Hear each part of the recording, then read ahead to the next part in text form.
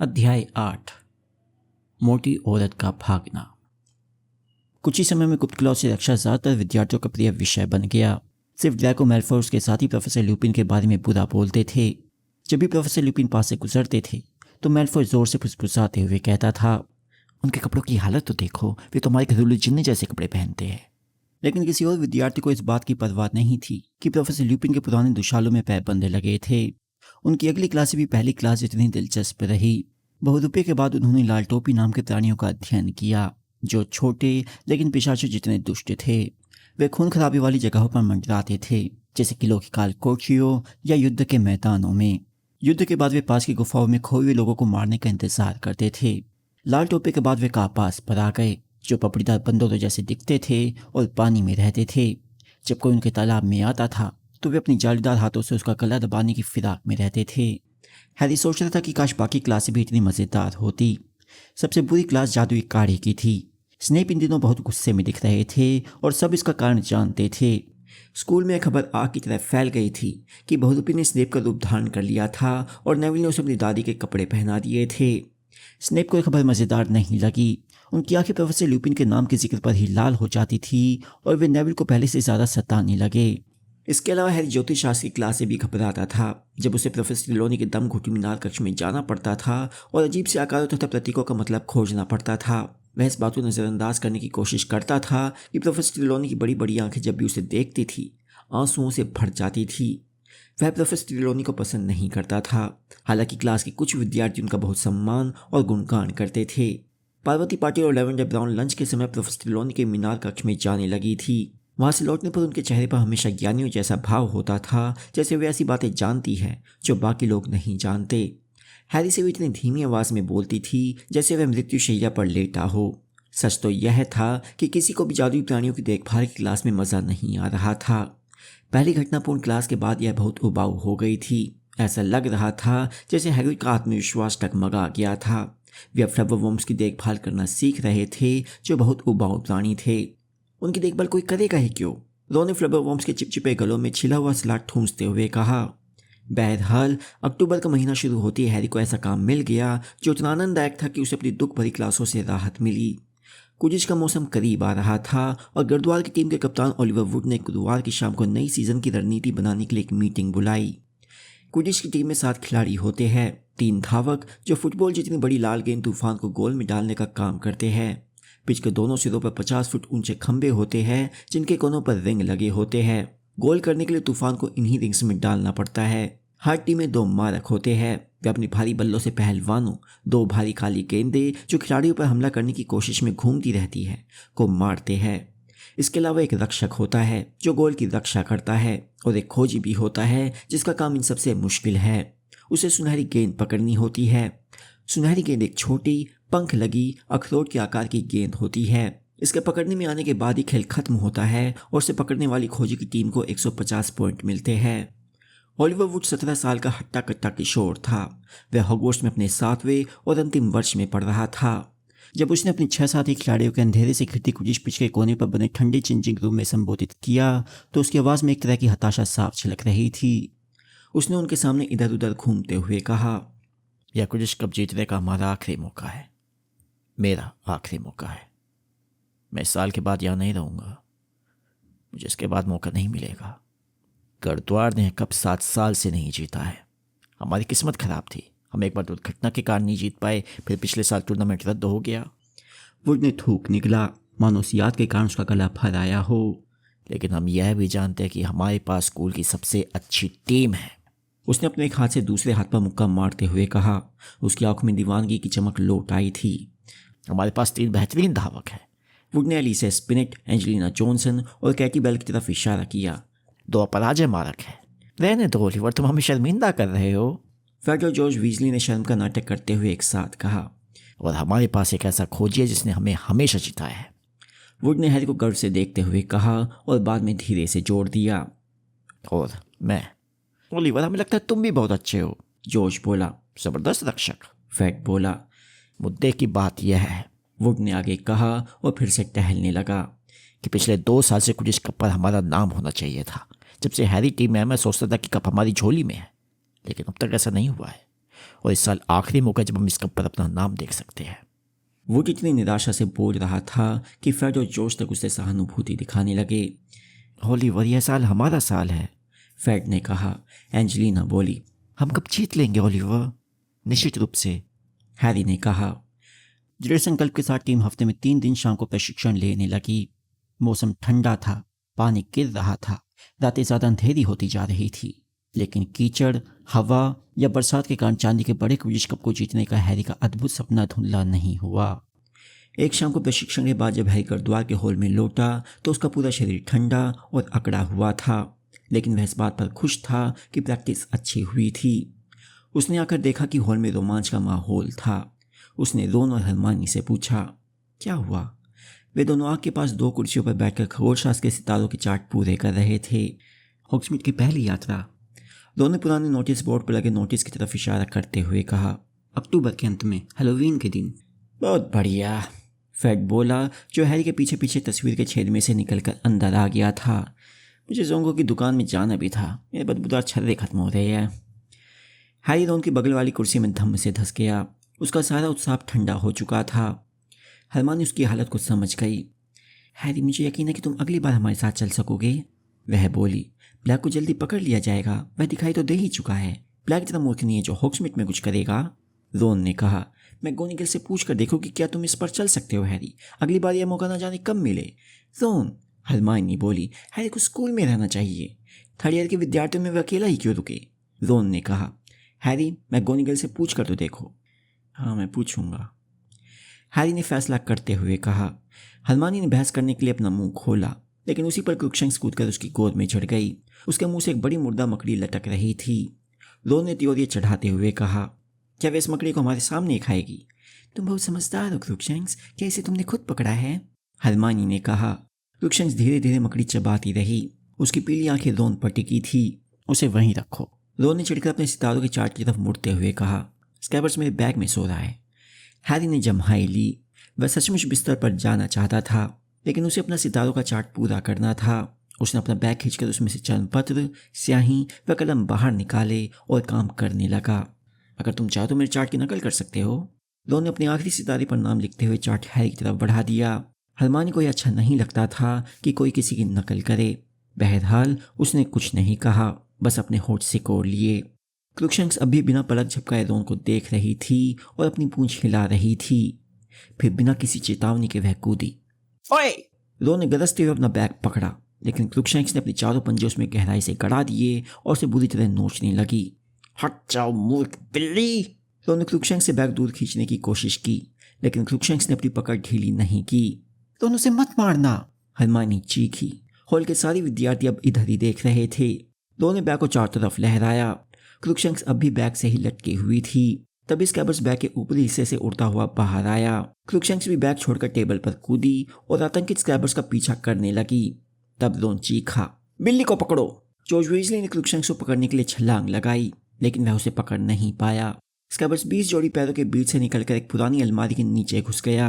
क्रुक्शंक्स भी वहां पहुंचकर बैठ गई और अपना अगला पंजा डालकर उसे पकड़ने की जोरदार कोशिश करने लगी। रोन और हरमानी जल्दी से वहां पहुंचे। हरमानी क्रुक्शंक्स को पकड़कर उसे दूर ले गई। रोन पेट के बल लेटा और उसने स्कैबर्स की पूंछ पकड़कर उसे बड़ी मुश्किल से खींचा। उसकी तरफ देखो, उसने स्कैबर्स को हरमानी के सामने झुलाते हुए ताव में कहा। उसकी हड्डियां निकल आई है, तुम अपनी बिल्ली उससे दूर रखो। क्रुक्शंक्स को यह बात गलत नहीं लगती है, हरमानी ने थरथराती आवाज में कहा। रोन, सभी बिल्लियां चूहों का पीछा करती है, तुम्हारी बिल्ली भी अजीब है, रोन बोला, जो बुरी तरह कांपते स्कैबर्स को वापस अपनी जेब में डालने की कोशिश कर रहा था। इसने मुझे यह कहते सुन लिया था कि स्कैबर्स मेरे बैग में है। ओह, क्या बकवास है, हरमानी ने अधीरता से कहा। क्रुक्शंक्स से उसकी गंध आ गई होगी, रोन, वह सुन कैसे सकती है? तुम्हारी बिल्ली किसी दिन स्कैबर्स की जान ले लेगी, रोन ने अपने आसपास के लोगों की हंसी को नजरअंदाज करते हुए कहा। स्कैबर्स यहाँ पर उसके पहले से और अब वह बीमार है। रोन धड़धड़ाते हुए लड़कों के कमरे की तरफ जाने वाली सीढ़ियों पर चढ़ा और ओझल हो गया। अगले दिन भी हरमानी के प्रति रोन का व्यवहार अच्छा नहीं था। जड़ी बूटियों का ज्ञान की क्लास में उसने हरमानी से बात नहीं की, हालांकि वह, हैरी और हरमानी एक ही गमले पर काम कर रहे थे। स्कैबर्स कैसा है? हरमानी ने झिझकते हुए पूछा, जब उन्होंने पौधों के मोटे गुलाबी फल अलग किए और उनके बीच लकड़ी के बर्तन में डाले। वह मेरे बिस्तर के नीचे छिपा और कांप रहा है, रोन ने इतने गुस्से से कहा कि निशाना चूकने की वजह से बीज बर्तन में गिरने के बजाय ग्रीन हाउस की फर्श पर बिखर गए। ध्यान से वीजली, ध्यान से, प्रोफेसर स्प्राउट चिल्लाई जब उनकी आंखों के सामने बीज अंकुरित होने लगे। अगली क्लास रूप परिवर्तन की थी। हैरी ने संकल्प कर लिया था कि वह क्लास के बाद प्रोफेसर मैगोनिगल से पूछेगा कि क्या वह बाकी विद्यार्थियों के साथ हॉग्समीड में जा सकता है। वह क्लास के बाहर लाइन में खड़ा हो गया और यह सोचने लगा कि वह अपनी बात किस तरह से कहेगा। बहरहाल लाइन में आगे की तरफ एक ऐसी घटना हुई जिससे उसका ध्यान विचलित हो गया। लेवेंडर ब्राउन रो रही थी। पार्वती की बाहर लेवेंडर की कमर में लिपटी थी और वह सीमस फिनिगन तथा डीन थॉमस को कुछ बता रही थी। सभी बहुत गंभीर दिख रहे थे। क्या बात है लेवेंडर? हरमानी ने चिंता से कहा जब वह हैरी और रॉन उनके पास पहुंचे। सुबह इसके घर से खत आया था, पार्वती ने फुसफुसा कर कहा। इसके खरगोश पिंकी को एक लोमड़ी ने मार डाला है। अरे, हरमानी बोली। यह सुनकर दुख हुआ लेवेंडर। लेवेंडर ने अफसोस के साथ कहा, मुझे पता होना चाहिए था। तुम तो जानती हो आज कौन सा दिन है। 16 अक्टूबर। जिस चीज़ से तुम डर रही हो वह 16 अक्टूबर को होगी, याद है ना? उन्होंने सही कहा था, उन्होंने सही कहा था। पूरी क्लास अब लेवेंडर की चारों तरफ इकट्ठी हो गई थी। सीमस ने गंभीरता से अपना सिर हिलाया। हरमानी ने झिझकते हुए कहा, तुम्हें डर था कि कोई लोमड़ी पिंकी को मार डालेगी? नहीं, लोमड़ी से तो नहीं। लेवेंडर ने आंसू भरी आंखों से हरमानी को देखते हुए कहा, लेकिन स्पष्ट रूप से मुझे उसके मरने का डर था। अच्छा, हरमानी बोली। उसने थोड़ी देर बाद कहा, क्या पिंकी बूढ़ा था? नहीं, लेवेंडर सुबकी। वह तो अभी बच्चा ही था। पार्वती ने लेवेंडर के कंधों पर अपनी बाह का दबाव बढ़ा दिया। हरमानी ने पूछा, फिर तुम्हें उसके मरने का डर क्यों था? पार्वती ने उसे गुस्से से घूरा। इसे तर्क की दृष्टि से देखो। हरमानी ने बाकी लोगों की ओर मुड़ते हुए कहा, मेरा मतलब है पिंकी आज नहीं मरा है, आज तो लेवेंडर को उसके मरने की खबर मिली है। यह सुनकर लेवेंडर जोर से रोने लगी और उसे उसके मरने का डर नहीं था क्योंकि उसे खबर सुनकर सचमुच सदमा लगा है। हरमानी की बातों पर ध्यान मत देना लेवेंडर, रोन ने जोर से कहा। उसे दूसरों के पालतू जानवरों की खास परवाह नहीं रहती है। उसी पर प्रोफेसर मैगोनिगल ने क्लासरूम का दरवाज़ा खोला, जो शायद अच्छा रहा क्योंकि हरमानी और रोन एक दूसरी तरफ गुस्से से देख रहे थे। क्लास में वे हैरी की दोनों तरफ बैठ गए, लेकिन दोनों ने एक दूसरे से बात नहीं की। हैरी अब तक यह फैसला नहीं कर पाया था कि क्लास के बाद वह प्रोफेसर मैगोनिगल से क्या कहेगा, लेकिन उन्होंने हॉग्समीड का नाम ले लिया। जब विद्यार्थी क्लास से जाने लगे तो प्रोफेसर मैगोनिगल बोली, एक मिनट रुक जाओ। चूंकि तुम सब लोग मेरे हाउस में हो इसलिए तुम हॉग्समीड के अनुमति पत्र मुझे हैलोवीन से पहले दे देना। यह मत भूलना कि अनुमति पत्र नहीं होगा तो वहाँ जाने भी नहीं मिलेगा। नेविल ने अपना हाथ उठाया। प्रोफेसर, मुझे लगता है मेरा अनुमति पत्र खो गया है। लॉन्गबॉटम, तुम्हारी दादी ने तुम्हारा अनुमति पत्र सीधे मेरे पास भिजवा दिया है। प्रोफेसर मैगोनिगल ने कहा। उन्हें लगा कि यह ज़्यादा सुरक्षित रहेगा। मुझे आप लोगों से बस इतना ही कहना था। अब आप लोग जा सकते हैं। उनसे अभी पूछो, लो ने हैरी से फुसफुसा कर कहा। ओह लेकिन, हरमानी ने बोलना शुरू किया। जाओ हैरी, लो ने सख्त लहजे में कहा। हैरी ने बाकी विद्यार्थियों के जाने का इंतज़ार किया। फिर वह घबराता हुआ प्रोफेसर मैगोनिगल की डेस्क के पास पहुंचा। हाँ पॉटर? हैरी ने गहरी सांस ली। फिर उसने कहा, प्रोफेसर, मेरे अंकल आंटी मेरे अनुमति पत्र पर साइन करना भूल गए। प्रोफेसर मैगोनिगल ने उसे अपनी चौकोर चश्मे के पीछे से देखा, लेकिन कहा कुछ नहीं। तो क्या आप सोचती है कि यह ठीक रहेगा कि, मेरा मतलब है कि क्या मैं हॉग्समीड में जा सकता हूँ? प्रोफेसर मैगोनिगल नीचे झुककर अपनी डेस्क के कागज़ बटोरने लगी। ऐसा नहीं हो सकता पॉटर, वे बोली। तुमने सुन ही लिया होगा मैंने क्या कहा था। अनुमति पत्र नहीं तो गांव की यात्रा भी नहीं, यह नियम है। लेकिन प्रोफेसर, मेरे अंकल आंटी, आप तो जानती वे मगलू है। दरअसल वे हॉग्वर्ट्स के अनुमति पत्र और नियमों को बिल्कुल भी नहीं समझते हैं। हैरी ने कहा जब रोन अपना सिर हिलाकर उसे प्रोत्साहित कर रहा था। अगर आप अनुमति दे तो मैं जा सकता हूँ। लेकिन मैं अनुमति कैसे दे सकती हूँ? प्रोफेसर मैगोनिगल ने खड़े होकर अपने कागजों को ड्रॉर में जमाते हुए कहा। अनुमति पत्र में स्पष्ट लिखा है कि माता पिता या अभिभावक को अनुमति देनी चाहिए। उन्होंने उसकी तरफ एक अजीब भाव से देखते हुए कहा, क्या करुणा थी? मुझे अफसोस है पॉटर, परंतु यह मेरा अंतिम फैसला है। अच्छा होगा कि अब तुम जल्दी से चले जाओ, वरना तुम्हें अगली क्लास के लिए देर हो जाएगी। अब कुछ नहीं किया जा सकता था। लो ने प्रोफेसर मैगोनिगल को बहुत बुरा भला कहा, जिससे हरमानी पूरी तरह चिढ़ गई। हरमानी ने सब कुछ अच्छे के लिए होता है वाला नज़रिया रखा, जिससे रोन और ज़्यादा गुस्सा हो गया। हैरी को सबसे ज़्यादा समस्या इस बात से आ रही थी कि क्लास का हर विद्यार्थी खुश होकर ज़ोर ज़ोर से इस बारे में बातें कर रहा था कि हॉग्समीड में पहुंचने के बाद वह सबसे पहले क्या करेगा। यह मत भूलो कि उस शाम को जश्न है। लो ने हैरी को खुश करने की कोशिश करते हुए कहा, शाम को हैलोवीन का जश्न मनेगा? हाँ, हैरी ने उदासी से कहा। हेलोवीन का जश्न हमेशा अच्छा होता था, लेकिन उसमें और ज़्यादा स्वाद आता अगर वह हॉग्समीड में बाकी विद्यार्थियों के साथ एक दिन बिताने के बाद उसमें पहुंचता। हॉग्समीड ना जाने का उसे इतना ज़्यादा अफसोस था कि लोगों की सांत्वना के शब्दों से भी उसे राहत नहीं मिली। लिखने की कला में निपुण डीन थॉमस ने हैरी के सामने प्रस्ताव रखा कि वह उसके अनुमति पत्र पर वर्णन अंकल के फर्जी साइन कर देगा, लेकिन अब ऐसा करने से कोई फ़ायदा नहीं था क्योंकि हैरी प्रोफेसर मैगोनिगल को बता चुका था कि अनुमति पत्र पर हस्ताक्षर नहीं हुए हैं। रोन अधूरे मन से अदृश्य चौके का सुझाव दिया, लेकिन हरमानी ने उसे ठुकराते हुए रोन को डम्बलडोर की बात याद दिलाई कि दमपिशाचों पर अदृश्य चौकों का असर नहीं होता है। पर्सी ने सांत्वना के जो शब्द कहे उनसे दरअसल बहुत कम सांत्वना मिली। विद्यार्थी हॉग्समीड जाने के लिए बहुत उतावले रहते, लेकिन मैं तुम्हें बता दूं कि वह कोई खास जगह नहीं है, उसने गंभीरता से कहा। ठीक है, मिठाई की दुकान बहुत अच्छी है, लेकिन जोंकों की जोक शो बहुत खतरनाक है। और हाँ, चीखते हुए की यात्रा मज़ेदार होती है, लेकिन हैरी, इनके लिए तुम्हें किसी और चीज़ के छूटने का अफसोस नहीं करना चाहिए। हेलोवीन की सुबह हैरी बाकी सबके साथ जागा और बेहद निराशा में नाश्ता करने गया। हालांकि वह सामान्य दिखने की पूरी कोशिश कर रहा था। हम अनियुक्त से तुम्हारे लिए ढेर सारी मिठाइयाँ लाएंगे, हरमाइनी ने कहा, जिसके मन में उसके प्रति गहरी सहानुभूति थी। हाँ, ढेर सारी, रोन बोला। रोन और हरमाइनी अंततः हैरी की निराशा के सामने क्रुक्षंस के मुद्दे पर हुई लड़ाई को भूल गए थे। हैरी ने सामान्य लहजे में बोलने की कोशिश की। मेरी चिंता मत करो, जश्न में मिलते हैं, अच्छी तरह घूमना। वह उनके साथ प्रवेश हॉल तक गया, जहाँ हॉगवर्ट्स का चौकीदार फिल सामने वाले दरवाजे पर खड़े होकर एक लंबी सूची में से नामों की जांच कर रहा था। वह हर चेहरे को संदेह से देखता था और ये पक्का कर लेता था कि वही बाहर जाए जिसके पास जाने की अनुमति हो। यही रुक रहे हो पॉटर? मैल्फॉय चिल्लाया, जो क्रैब और गोल के साथ लाइन में खड़ा था। दमपिशाचों के पास से निकलकर जाने में डर लग रहा है। हैरी उसे नज़रअंदाज करते हुए संगमरमर की सीढ़ियों पर चढ़ गया।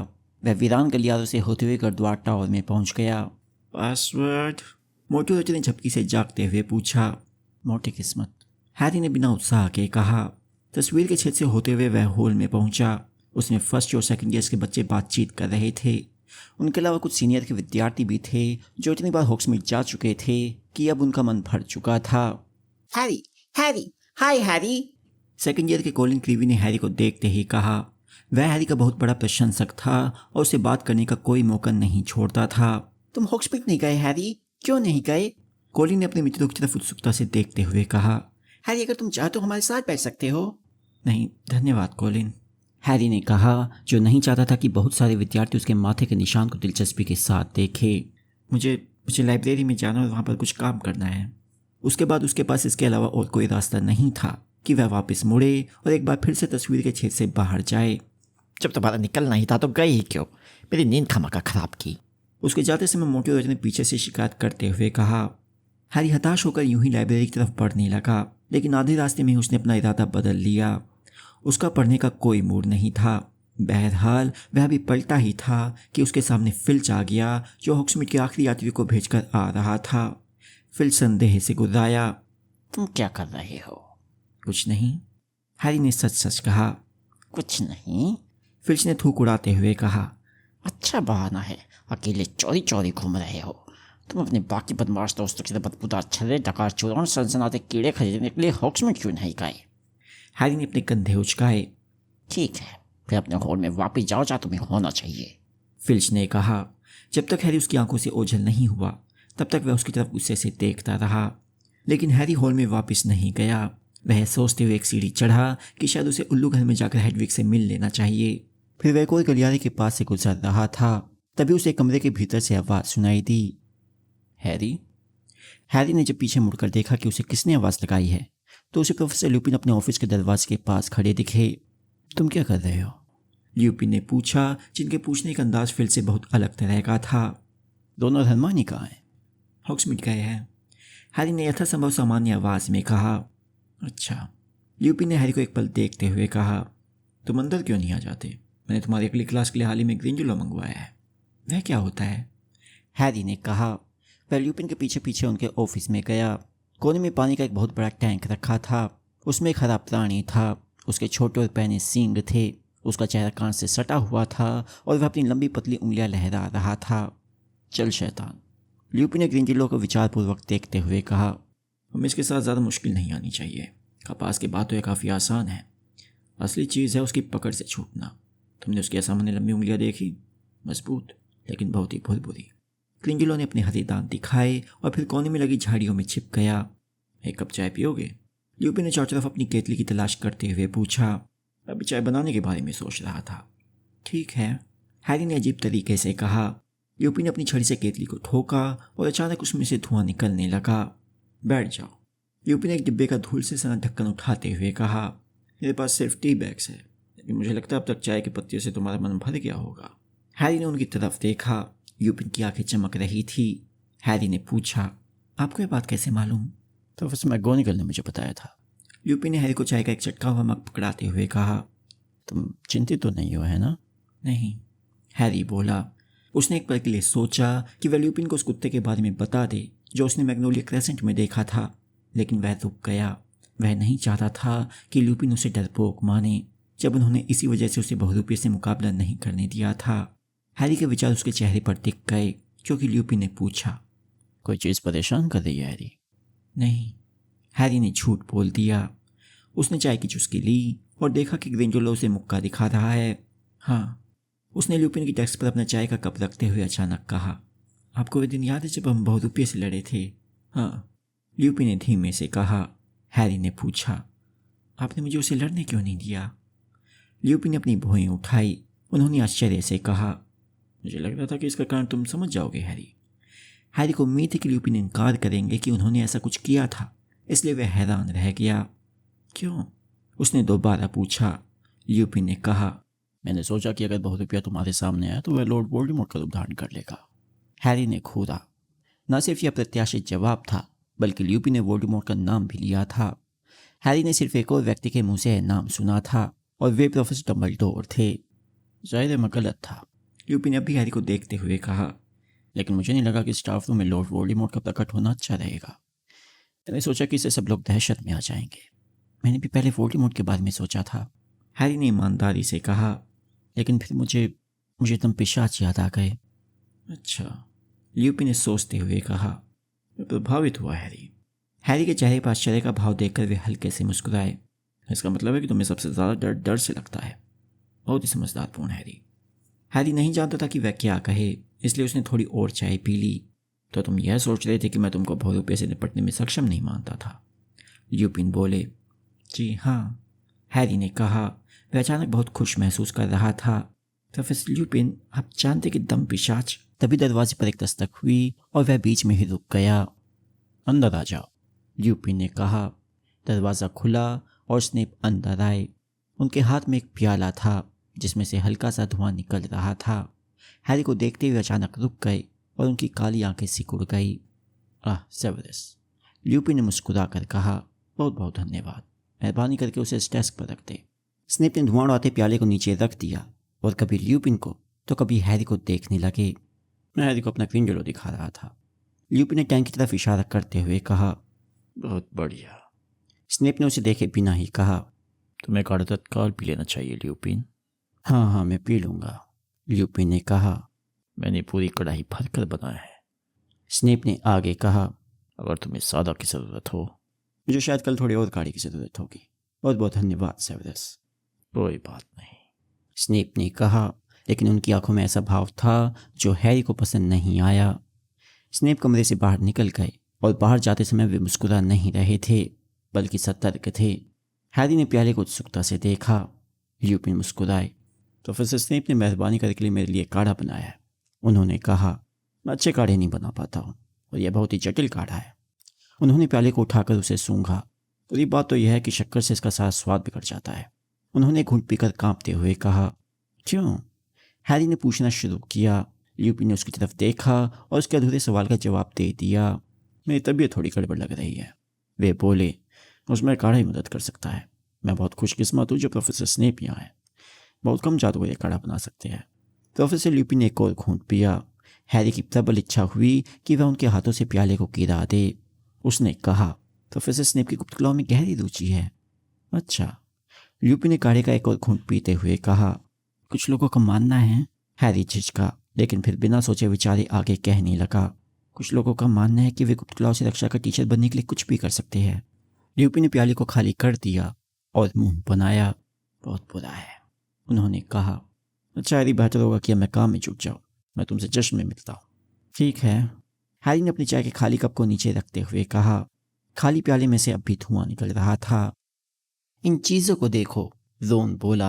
हम जितने उठाकर ला सकते थे उतनी ले आए हैं। हैरी की गोद में बहुत सी रंगीन मिठाइयों की बरसात हुई।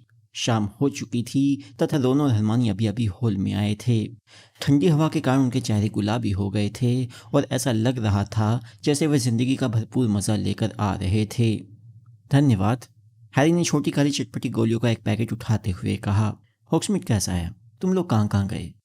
वे लोग हर जगह गए थे। दरविश एंड बेंजेस, जादूगरों के सामान वाली दुकान, जोंकों की जोक शॉप, 3 ब्रूमस्टिक, गर्म बटर बियर के झाग वाले मग के लिए और इसके अलावा और भी बहुत सी जगहों पर। पोस्ट ऑफिस हैरी, लगभग 200 उल्लू शेल्फ पर बैठे थे। सब अलग अलग रंगों के थे, जो इस बात पर निर्भर करता था कि आप अपना खत कितनी जल्दी पहुंचाना चाहते हैं। हनी जूक्स में एक नई तरह की मिठाई आई थी। वे लोग उसके मुफ्त सैंपल बांट रहे थे। हमें लगता है कि हमने एक नरपिशाच देखा। सचमुच 3 ब्रूमस्टिक्स में तरह तरह के लोग आते हैं। काश हम तुम्हारे लिए थोड़ी बटर बियर ला पाते, उसे पीते सचमुच गर्मी आ जाती है। तुमने क्या किया? हरमानी ने चिंता भरी आवाज में पूछा। क्या तुमने पढ़ाई की? नहीं, हैरी ने कहा। ल्यूपी ने मुझे अपने ऑफिस में चाय पिलाई और फिर स्नेप अंदर आए। उसने उन्हें प्याले के बारे में बताया। रोन का मुंह खुला रह गया। ल्यूपी ने उसे पी लिया? उसने जोर से सांस ली। क्या वे पागल हो गए हैं? हरमानी ने अपनी घड़ी देखी। बेहतर होगा कि हम नीचे चले, जश्न 5 मिनट में शुरू होने वाला है। वे लोग तस्वीर के छेद में से जल्दी से निकले और भीड़ में शामिल हो गए। वे अभी स्नेप के बारे में बातें कर रहे थे। लेकिन अगर स्नेप, हरमानी ने अपनी आवाज़ नीचे की और घबराकर चारों तरफ देखा। अगर स्नेप ल्यूपिन को जहर देने की कोशिश कर रहे थे तो वे हैरी के सामने ऐसा नहीं करेंगे।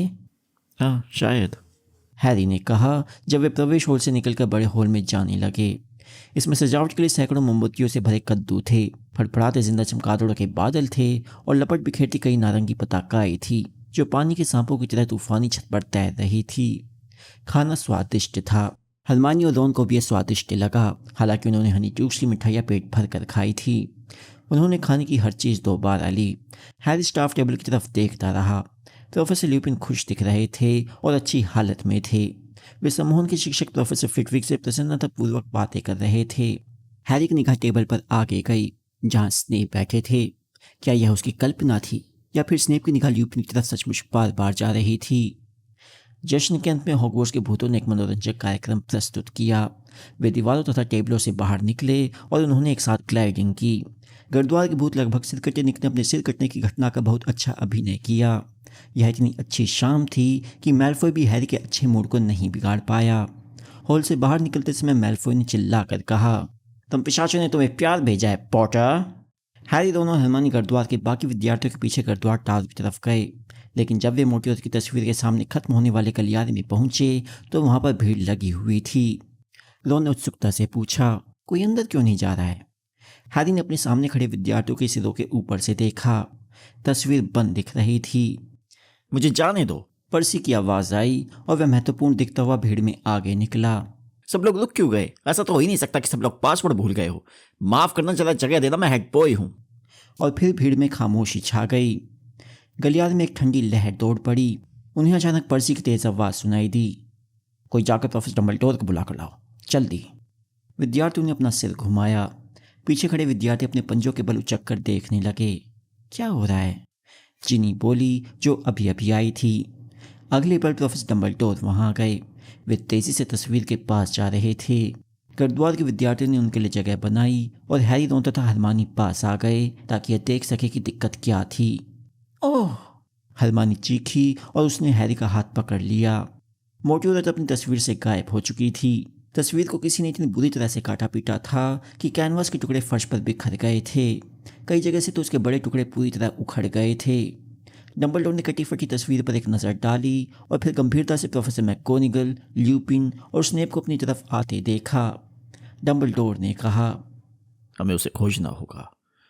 प्रोफेसर मैकगोनागल, आप तत्काल मिस्टर फिल से कहे कि वह महल की हर तस्वीर में मोटी औरत की तलाश करे। अगर वह मिल गई तो आप खुशकिस्मत रहेंगे। एक किलकारी भरी आवाज़ आई। यह आवाज़ पीव्स नामक भूत की थी जो भीड़ के ऊपर उड़ रहा था और बहुत खुश दिख रहा था। उसे विनाश या चिंता का माहौल अच्छा लगता था। तुम्हारा क्या मतलब है पीव्स? डम्बलडोर ने शांतिपूर्वक पूछा और पीव्स की मुस्कुराहट थोड़ी फीकी पड़ गई। वह डम्बलडोर से बदतमीजी करने की हिम्मत नहीं कर सकता था। इसके बजाय उसने अपनी चिकनी चुपड़ी आवाज़ का इस्तेमाल किया, जो उसकी किलकारी से ज़्यादा अच्छी नहीं थी।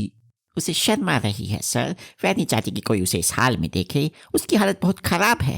मैंने उसे चौथी मंजिल की तस्वीरें पेड़ों के पीछे छिपते देखा है। वह बहुत बुरी तरह रो रही है। उसने खुशी खुशी कहा। बेचारी।